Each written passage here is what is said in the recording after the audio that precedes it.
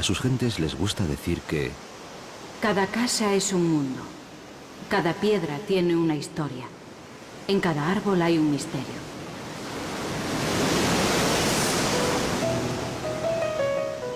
y lo mejor es que se quedan cortos. Siempre ha sido la modestia un pecado de los gallegos.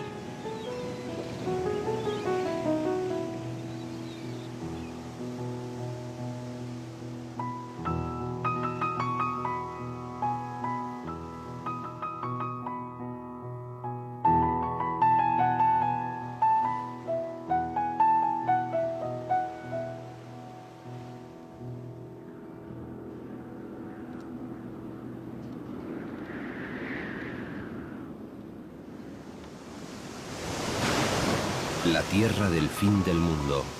El que hasta aquí ha llegado de veras a alguna parte. Acantilados blancos y negros, rías, los fiordos de Hispania, pueblos marineros, tierra donde conviven amigablemente los vivos y los muertos.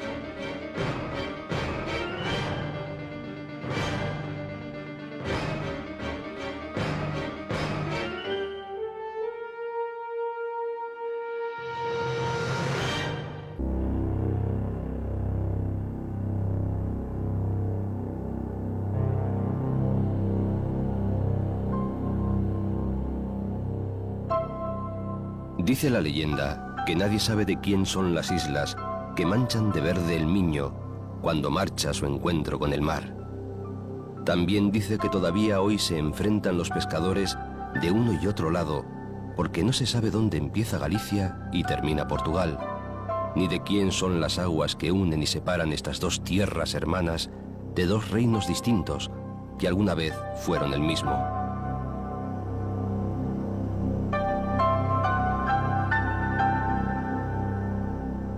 El Miño es el rey a uno y otro lado de este paraje de castillos, de esta frontera de agua, que como todas las fronteras tiene su misterio, su gloria y sus contrabandistas.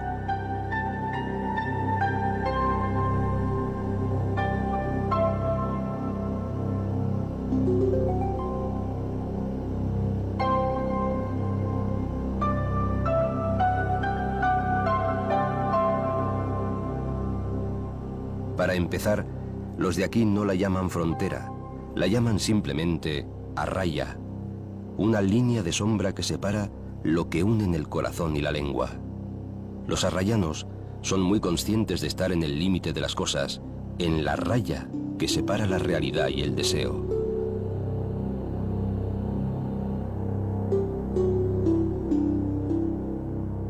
En las dos orillas se levantan ciudades gemelas, como si nacieran del reflejo de las aguas, ciudades levantadas una contra otra. Donde los españoles alzaban un castillo, los portugueses construían otro. Dicen que la abundancia de castillos y de monjes es lo que ha hecho nacer el carácter señorial de las gentes de Arraya.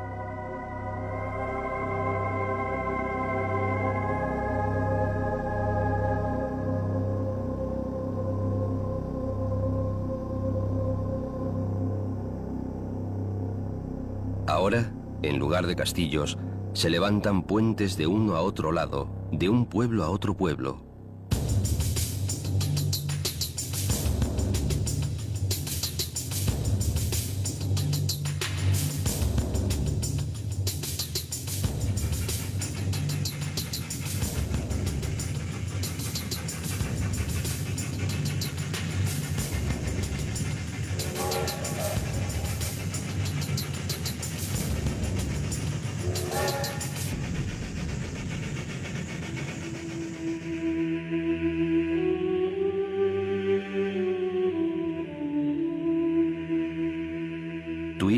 ha sido siempre la niña bonita de la frontera.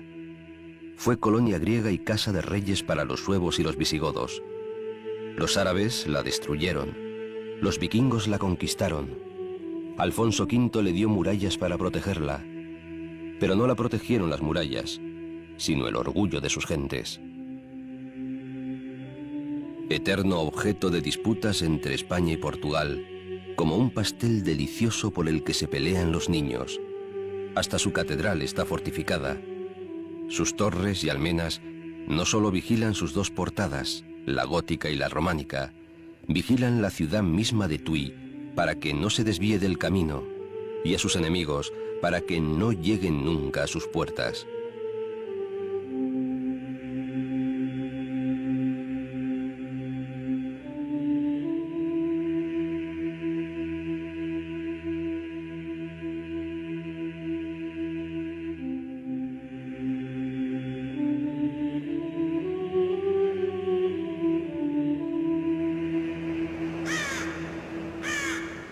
El alma que atraviesa el camino de Santiago ya iba necesitando encontrar una montaña mágica, un bosque sagrado.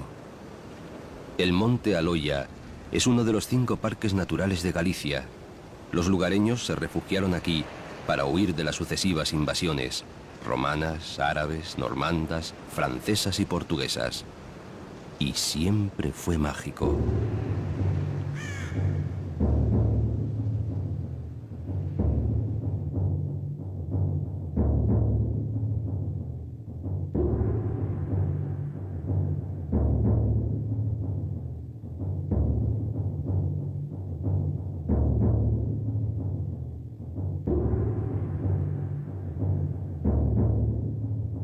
Solo aquí, las yeguas son fecundadas por el viento y en la llamada Cama de San Julián no crece la hierba.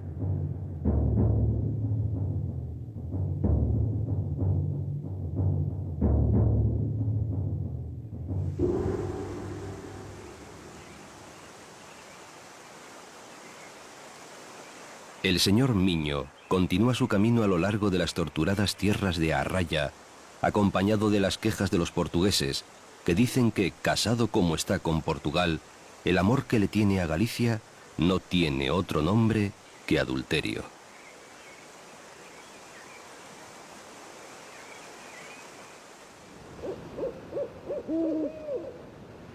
Por fin nos encontramos en tierras de la Santa Compaña, la procesión de espectros que pasan por la noche alumbrados por luces de otro mundo.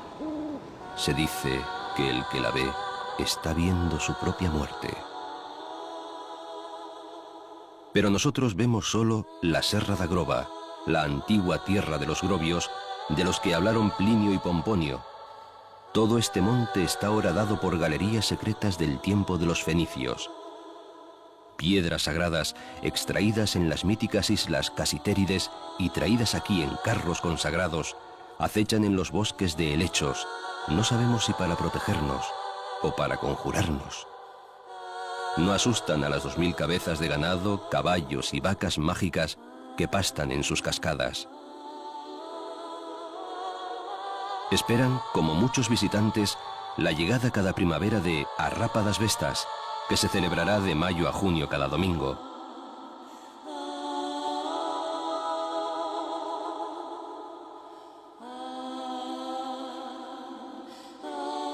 Los romanos creían que la yeguada era fecundada por el viento favonio, una brisa mágica que venía del mar y cuyo color tenía que ser azul.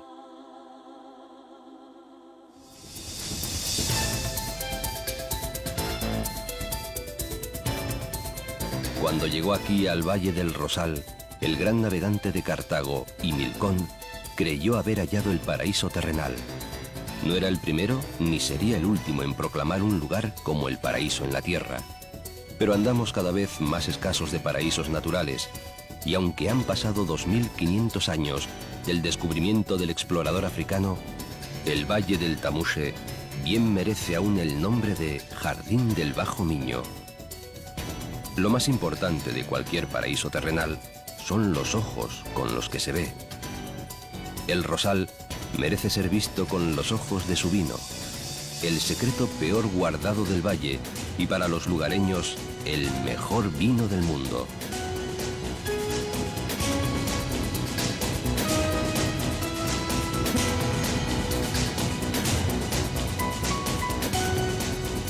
Es un vino antiguo, como la historia de este valle.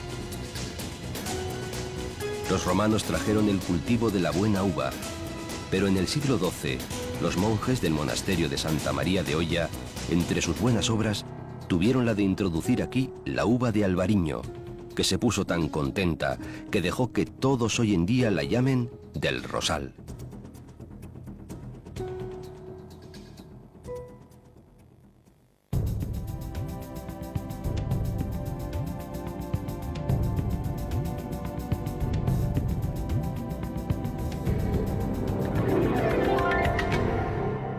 Aguarda tiene el orgullo de haberle plantado cara al mismísimo Sir Francis Drake. Y no fue él el único en intentar conquistar esta villa de Castros. Piratas de Malta y otros corsarios ingleses lo intentaron, pero el monte de Santa Tecla siguió en pie desafiándoles. Muchos lo atribuyeron a los altares y las ruinas que honran a los viejos dioses de los tiempos en que Aguarda aún no existía, antes de ser fundada por unos comerciantes malteses que habían llegado aquí por error, que a menudo es uno de los muchos nombres del destino.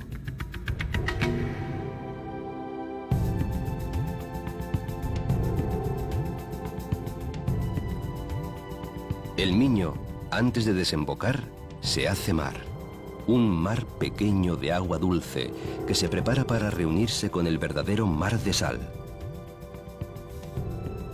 Dice Álvaro Cunqueiro: es mi Miño lucense, que aquí pone punto y final a su largo y sonoro camino. Nace en el norte, al pie del abedul, una ondeante manteliña verde, y muere en el sur, donde florece el limonero. Dicen que desde la desembocadura puede verse América, al menos con los ojos del corazón, como lo hicieron aquí tantas madres de tantos emigrantes que un día se fueron.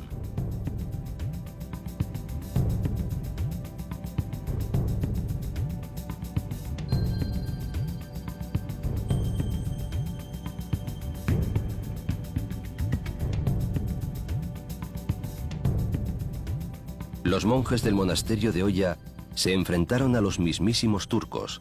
Desde su monasterio de Santa María fueron bastión del Camino de Santiago, a la sombra de su monumental y riquísima iglesia. Lo que queda hoy del antiguo pueblo es un pequeño puerto y este muy importante monasterio.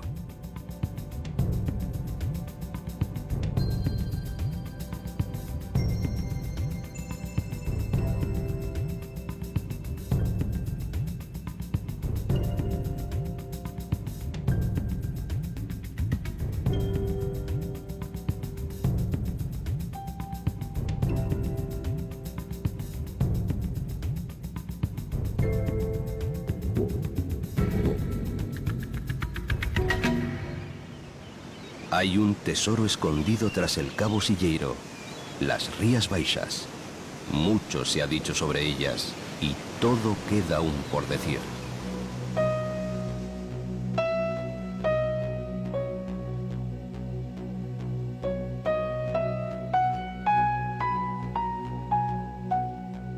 A Bayona llegó Julio César para combatir desde aquí a los herminios, un pueblo bárbaro de las Islas Cíes, porque por aquí pasó una de las vías antoninas. Dicen que había sido fundada mucho antes, en el año 140 a.C., por Diomedes de Etolia, hijo del príncipe Tideo, el legendario fundador de Tui. El 10 de marzo de 1493 fue fiesta grande. La carabela Pinta llegó a buen puerto, aquí en Bayona, al mando de Martín Alonso Pinzón, con las nuevas del éxito del viaje de Colón. Los gallegos se enteraron así del descubrimiento de una América que aún no se llamaba así. No sabían que las cosas ya no serían las mismas por Galicia, pero faltaban siglos para que los gallegos, como el salmón de sus ríos, fueran a vivir a lejanas tierras americanas, siempre con el sueño de volver, antes del final, a sus tierras gallegas. Cada vez más importante, Felipe II la llamó llave de mis reinos y la colmó de barcos con los que defenderse de los piratas y los corsarios que la asaltaban sin cesar. Cuentan que hubo un príncipe austríaco, sin nombre, con el rostro cubierto con una máscara de hierro, encerrado de por vida en la fortaleza de Monterreal, mirando sin esperanza, cada día, a la torre del reloj o a la torre de la tenaza, que a su vez miran al puerto y a la villa. Pero ninguno de los viajeros que mora hoy día en este castillo, transformado en parador, le ha visto nunca, o ninguno ha querido contarlo.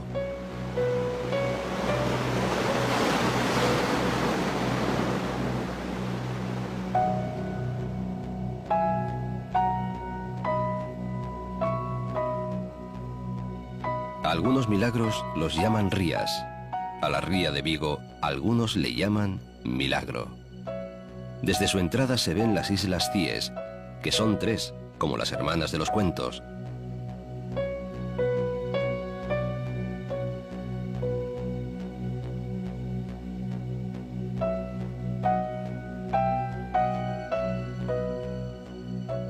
Hoy en día forman un parque natural protegido, pero de antiguo fueron visitadas, pobladas y celebradas por las crónicas de Estrabón, Plinio y Diodoro.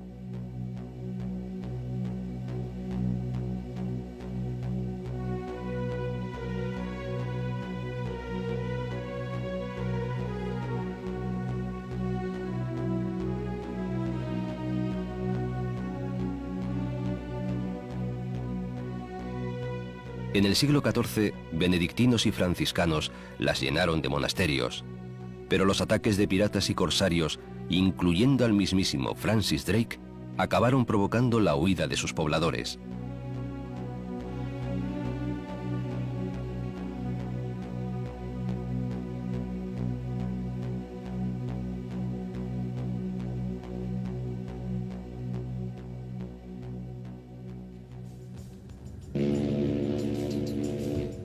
A su abrigo, que protege la ría de las tormentas atlánticas, crece el sabroso mejillón en cientos de bateas.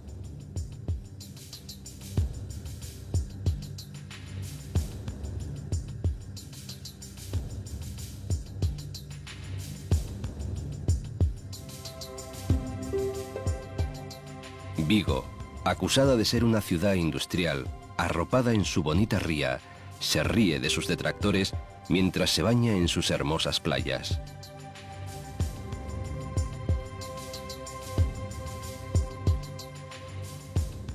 En Ocastro, Aguía, Berbés, Apedra, Samil, se esconde el corazón invicto de Vigo, 1000 veces abandonada y otras 1000 renacida.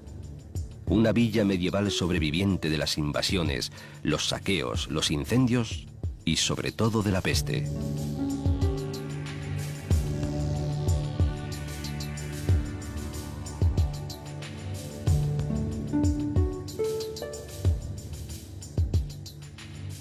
En 1656, la ciudad se fortifica con murallas y comienza a parecerse a sí misma.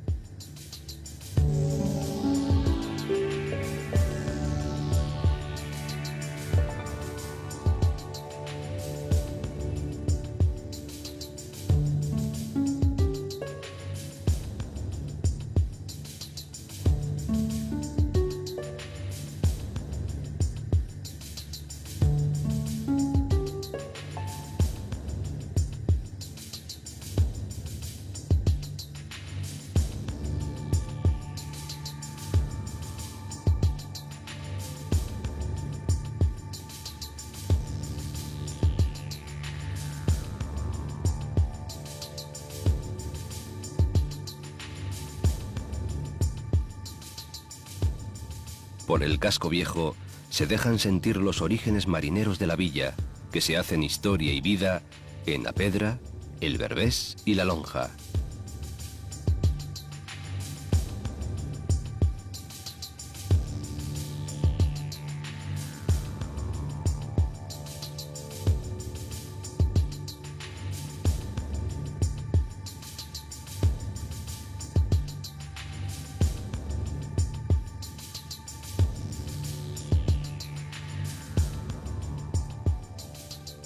Es en la madrugada cuando la lonja goza de mejor vida, pero no es difícil encontrarla a cualquier hora en plena actividad.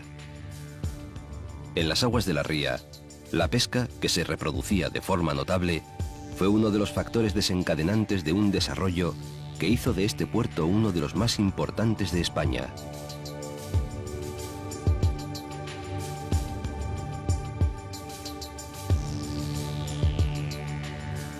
Calidad que se eleva a universal cuando su puerto transatlántico sirve de acogida a los mayores buques de carga o pasajeros que surcan los mares. Cunqueiro, poeta de Galicia y también de Vigo, la canta mejor que nadie. Decir Vigo es decir amor, ondas que van y vienen, doncellas que en el atrio bailan envueltas en una dulcísima niebla, o música que duerme tibia en el regazo de los siglos.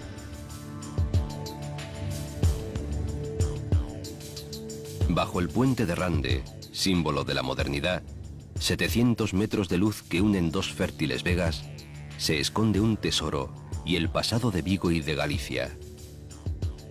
Desde la Guerra de Secesión, yacen aquí hundidos por la escuadra anglo-holandesa los galeones de la Armada del Reino de España, con sus riquezas procedentes de México. Y no es leyenda, sino historia, aunque lo del oro sumergido sea más motivo de charla que posibilidad real.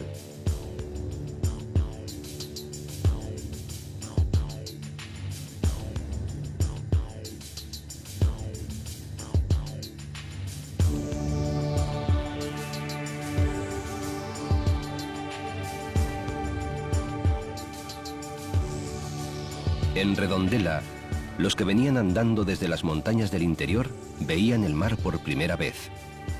Algunos aseguraban que antes que el mar habían visto la coca, el mítico dragón que cada año sale del agua para cobrarse el tributo de la moza más hermosa.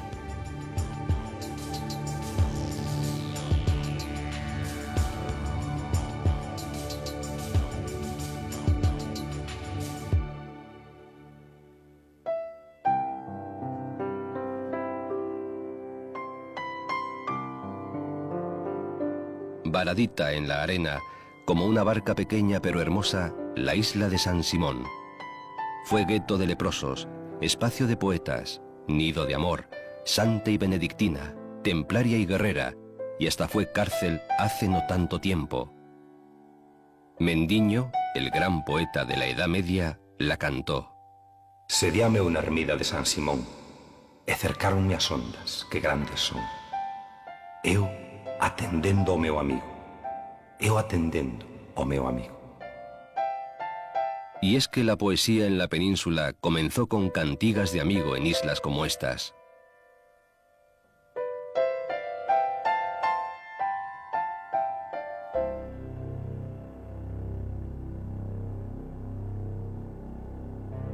Por aquí, la magia y lo sagrado se entremezclan. Un halo de misterio lo envuelve todo. La península del Morrazo es la otra orilla, a otra banda, como la llaman en Vigo. La montaña baja hasta el mar y le da un beso. Hay pueblos de pescadores que se resisten a dejar de serlo, como Moaña, que se va haciendo ciudad casi sin quererlo.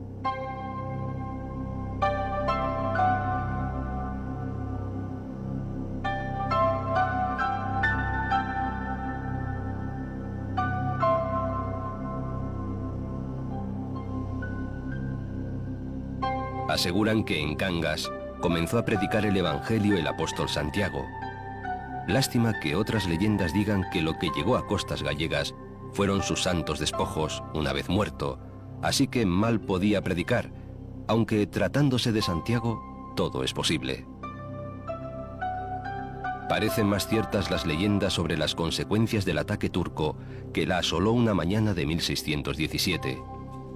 Les echaron la culpa a las mujeres, enloquecidas por la tragedia y acusadas de tener relaciones con el demonio, las quemaron. Celso Emilio Ferreiro inmortalizó a una de ellas, María Soliña, heroína de tantas mujeres ajusticiadas por ser fuertes. María perece en la hoguera y dice el poeta: Polos camiños de Cangas a voz do vento xemía. Ai, que soliña que dache, María Soliña.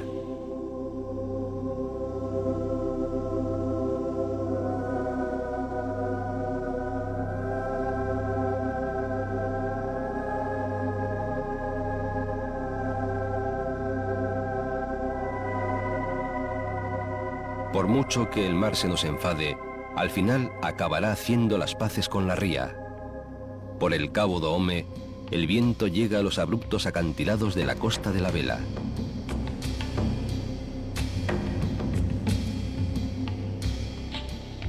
Dicen que a veces las sirenas se escapan para llegar a Aldán, la ría perdida, y asomarse al Cruceiro de Ío, la obra cumbre del canteiro gallego Pepe das Penas.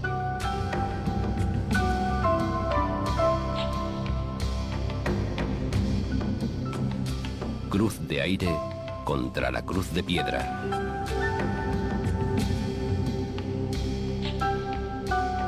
A alguna otra sirena le da miedo tanta belleza y prefiere volverse para el cabo de Udra hasta Bueu, el de las antiguas casonas.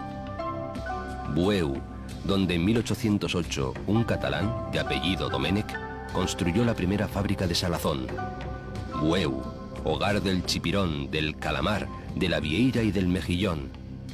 Pero sobre todo, reino del pulpo a feira, que puede hacer fácilmente que una sirena se convierta en mujer y a veces que una mujer se convierta en sirena.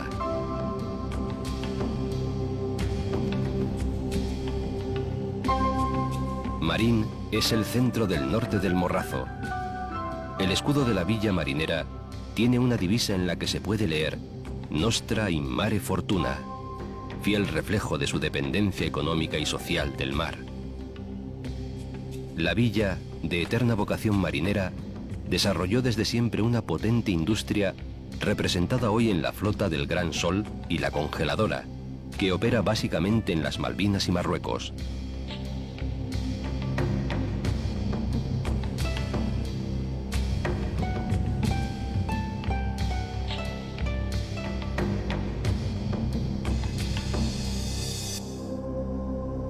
La otra imagen de Marín está ligada desde 1943 a la Escuela Naval Militar.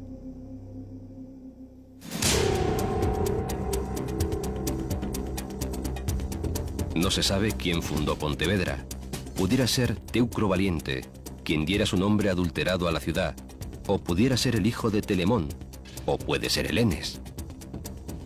Aquí se construyó en el arrabal marinero de As Corvaceiras, por los carpinteros de Ribeira de Pontevedra, la más famosa de las carabelas, bautizada aquí como la Gallega y celebrada en el mundo entero como la Santa María. Y ella fue seguramente la primera gallega en emigrar a América. Pontevedra, la amada de Castelao. Séntome nas pedras do valado, e chanto os ollos na ría que durme entre veigas e florestas.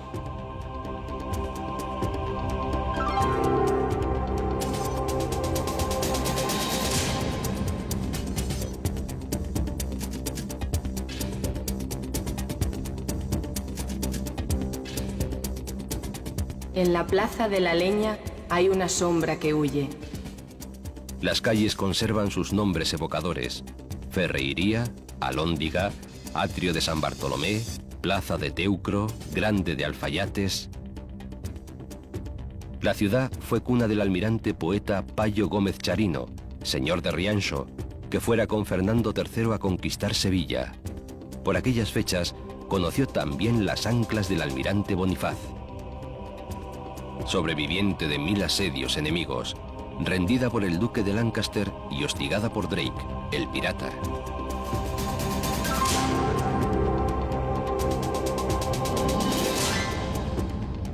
Pontevedra, refugio de sombras sin nombre o con él, como los espectros de la familia de los Churruchaos, potentados fantasmales a los que se atribuyen los castillos que están encantados.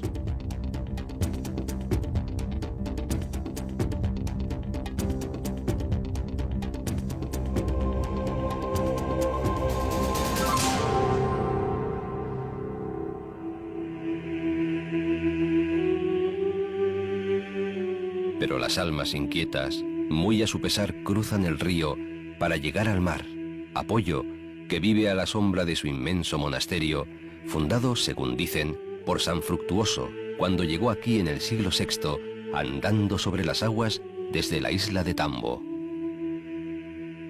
Durante la Edad Media, el cenobio concentró el poder feudal de esta parte de la ría, y la tremenda obra cultural de los religiosos de Poio se comprueba hoy en la magnífica biblioteca y las enseñanzas sobre las técnicas tradicionales de tratar la piedra.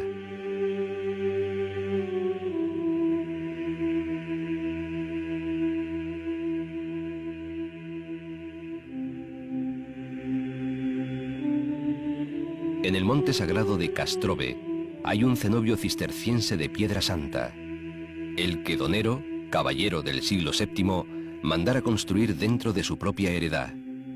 El rey Alfonso X el Sabio narra la historia en una de las cantigas a Santa María.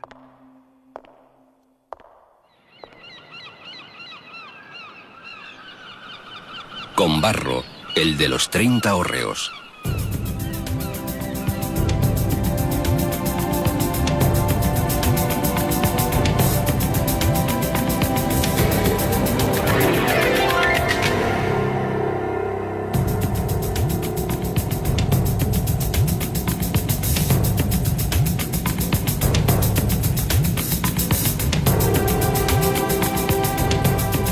Estas palleiras de paja antigua juegan con los cruceros de piedra que vigilan los caminos, ahuyentando a los malos espíritus y dando ánimos a las almas temerosas.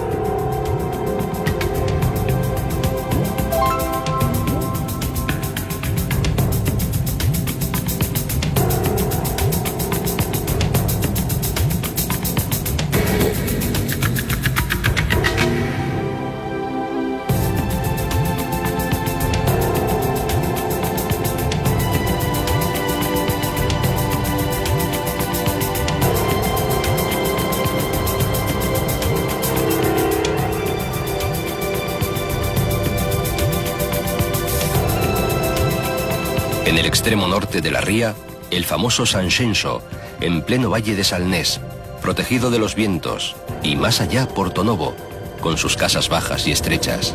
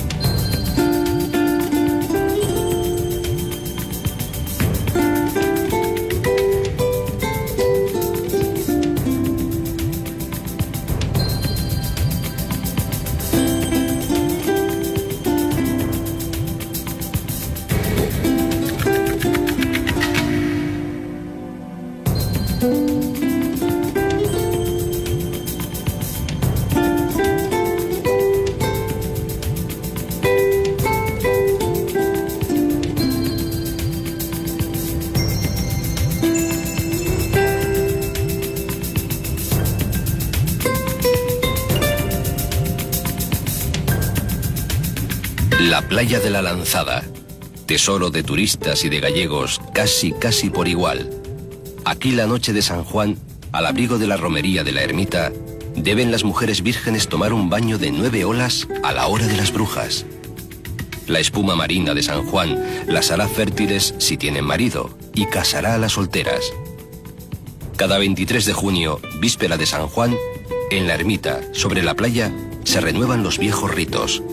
Una ermita por la que lucharon casi a muerte, quizás impresionados por sus mágicos poderes, el obispo Gelmírez y la reina Urraca de Castilla, la de los ojos de miel.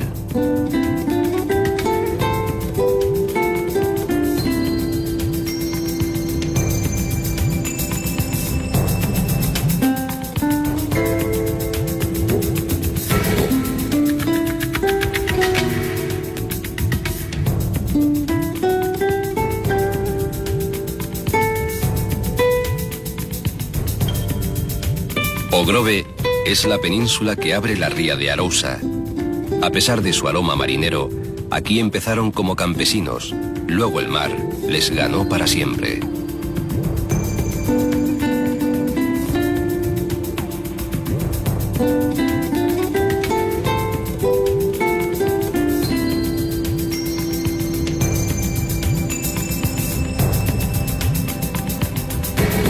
Por el pueblo se llega a la isla balneario de La Toja, famosa por sus jabones y sus aguas termales.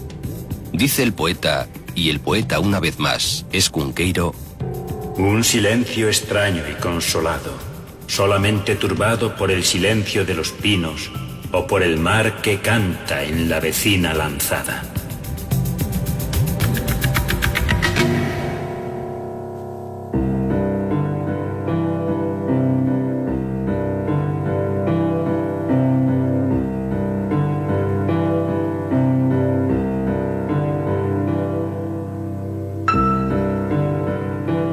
La bella Cambados es la patria chica de otro poeta, Ramón Cabanillas, que aquí nació en una tarde de lluvia.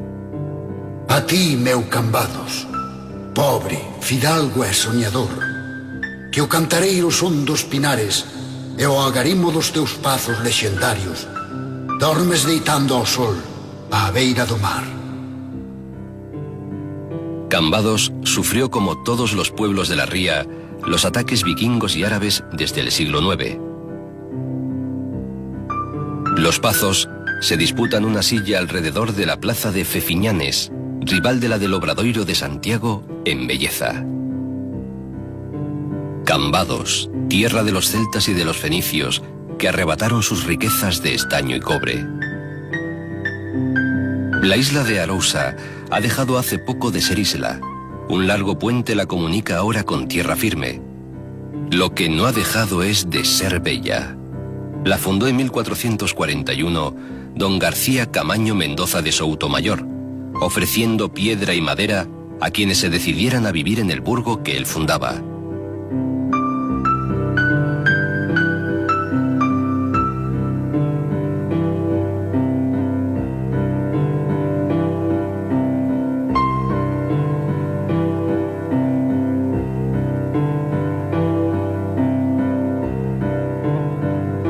Y llegamos a la patria del gran Ramón María del Valle Inclán, a Vilanova de Arousa, tierra de buena tierra y mejor mar.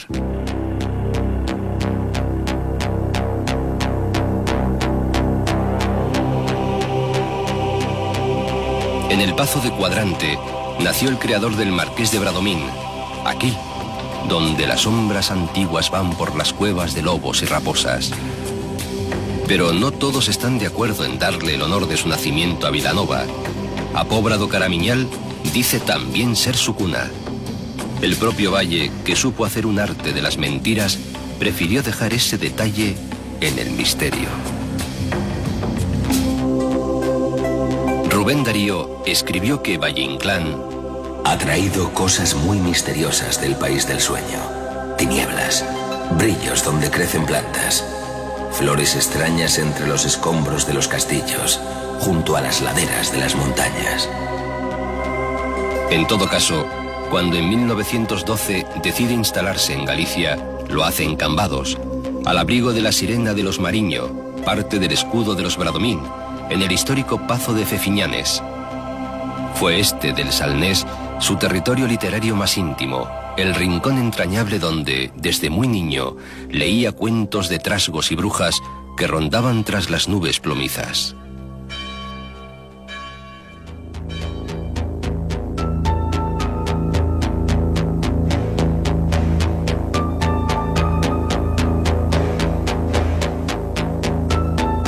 La playa de Compostela une Vilagarcía y Carril. Teño un amor mariñeiro bonito como unha rosa. Teño medo que mo roube unha moza envidosa. Carril, el pueblo de esos amores, fue entre los siglos XVII y XVIII uno de los más importantes de Galicia, puerto mercante de Santiago de Compostela. Aquí se construyó la primera línea de tren gallega entre Carril y Santiago.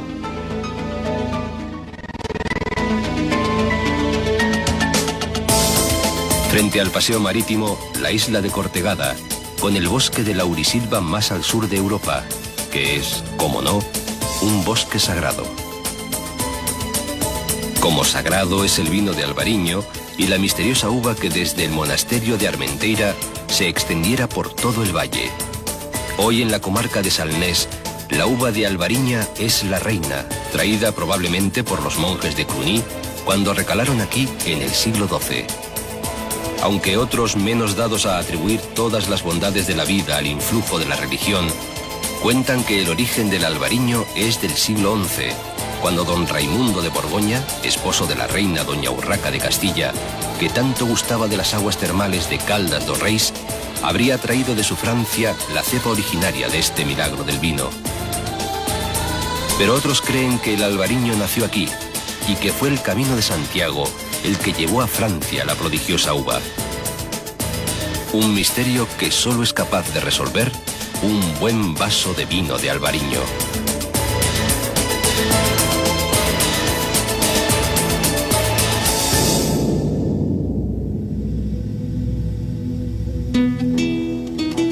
Padrón y sus dos valles.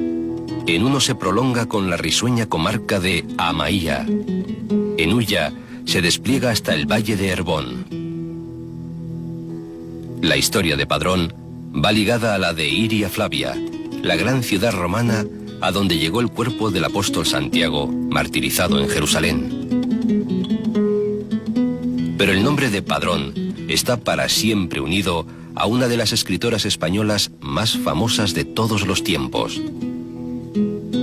En el cementerio de Adina, en Padrón, fue enterrada Rosalía de Castro, aunque hoy en día sus restos descansan en Santiago de Compostela, en el Panteón de Santo Domingo, al que fue trasladada en 1891 y en el que la seguirían tantos gallegos ilustres. Muy cerca, en Amatanza, está la casa en la que murió y vivió varios años de poesía y lágrimas. A Rosalía le dedica uno de sus 6 poemas gallegos otro poeta muerto trágicamente, García Lorca. Érguete, miña amiga, que xa cantan os galos do día.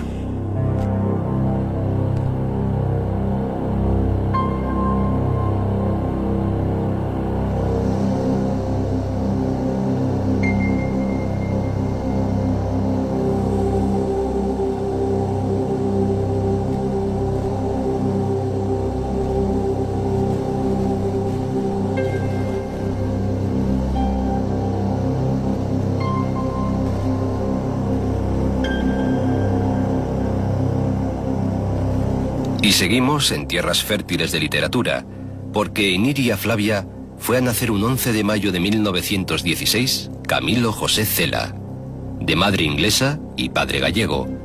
Pronto se convertiría con obras como La familia de Pascual Duarte o La colmena en uno de los escritores más controvertidos y célebres de nuestro país. Los escándalos y la gloria le acompañarían hasta el Nobel de Literatura. Y es que si hay alguna tierra de historias, una tierra de literatura, esta es Galicia, la tierra de los imposibles, donde los vivos comen con los muertos.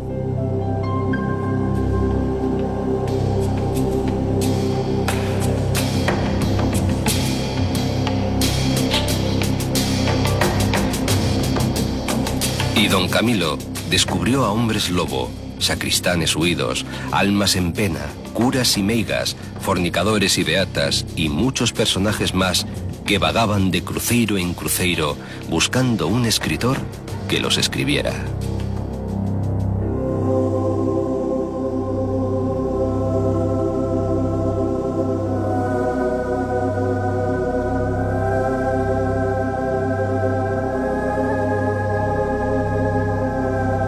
También Rianxo presume de prosistas, poetas y hombres de letras, como Rafael Dieste, Brea Segade, Manuel Antonio, Rogelio Pérez, pero sobre todo del gran Castelao, que ejerció de médico aquí, en su villa natal, aunque la posteridad le iba a conocer como político, escritor y dibujante.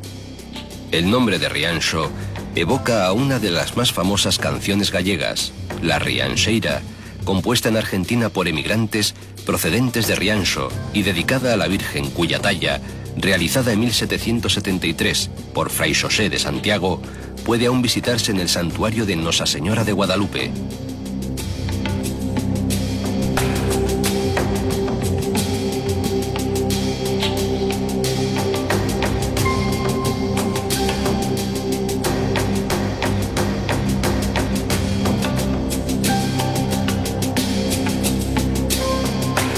El paisaje marino de las Rías Baixas está sembrado de bateas, donde se cultiva el mejillón como si fuera una planta. Es el mejillón, la flor del mar gallego. Sin él, no se comprenderían ni las costas sembradas de bateas, ni las mesas exquisitas, ni la mirada de las bateadoras. En el antiguo lugar de Cima de Vila está la actual Vila de Boiro, entre el monte y el mar, como toda Galicia. La Villa de la Niebla, porque Boiro significa niebla, y niebla quiere decir desde siempre misterio. Y la niebla y el misterio se extienden también a la belleza brusca del río Barbanza, que se precipita final y vertiginosamente en Apóbrado Caramiñal con otro amigo río, el río Pedras.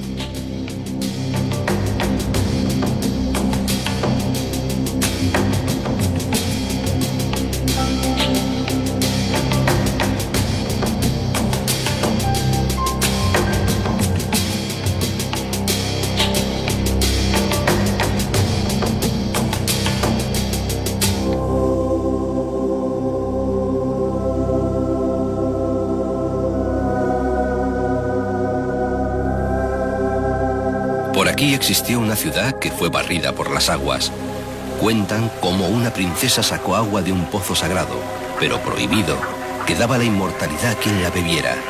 La muchacha probó el agua y quedó hechizada, y su encantamiento no se rompió hasta que una enorme ola se llevó la ciudad, dejando una laguna donde estaba el pozo. Hoy están aquí las dunas de Corrubedo, dunas vivas, móviles. Corrubedo es parque protegido y alberga un tesoro privilegiado. Garzas, cormoranes, chorlitos, becacinas, halcones y cernícalos, y también los sollozos del alma de la princesa, que algunos dicen oír entre las dunas y la laguna, al filo de la medianoche, lamentando su vida eterna.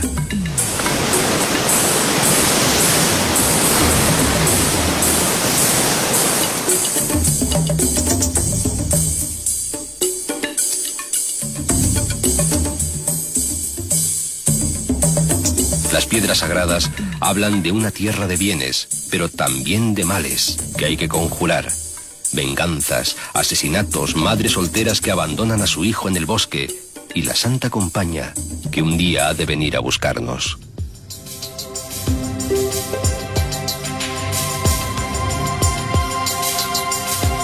La de Muros y Noia es la ría que se abre hasta el estuario del Tambre.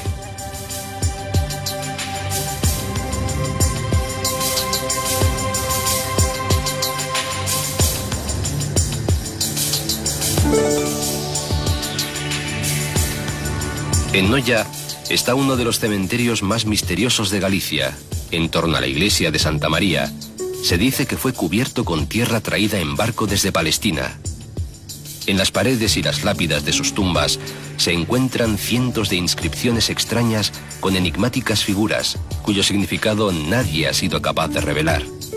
Algunos dicen que son las tumbas de los supervivientes de la Atlántida, llegados a Noia en épocas remotas, huyendo del hundimiento de su isla. Y aseguran que Noia se llama así por una nieta de Noé, Noela, y sostienen que en un monte de una sierra cercana está enterrada el arca que construyó su abuelo para sobrevivir al diluvio universal.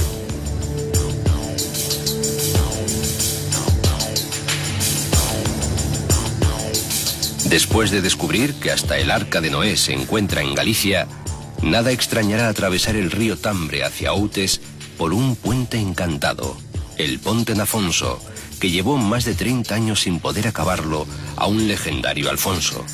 Aunque a veces no hay que dejarse llevar por la historia y ganarle tiempo a la vida para disfrutar de la gloria marisquera que se esconde en la ciénaga de Noia. Navajas, berberechos, almejas y otros buenos compañeros de mesa y de camino.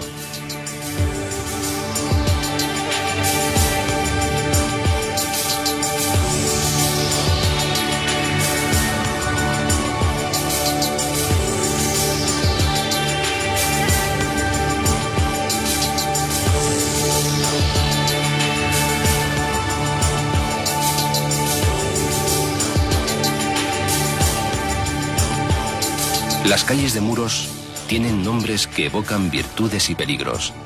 paciencia, amargura, trueno. Ya casi puede verse el aro rebullido al pie del Monte Louro, avistando el principio de la Costa da Morte. Y por aquí vuelve a oírse la palabra del novel Cela, que en madera de boj dio otra vuelta a la tierra del fin de las tierras, dando fe de los naufragios de esta costa de muerte y milagros. La Costa da Morte, aquí verdaderamente da la vuelta el aire. No encuentra lugar mejor a donde ir y se vuelve para Galicia para siempre. Yo voy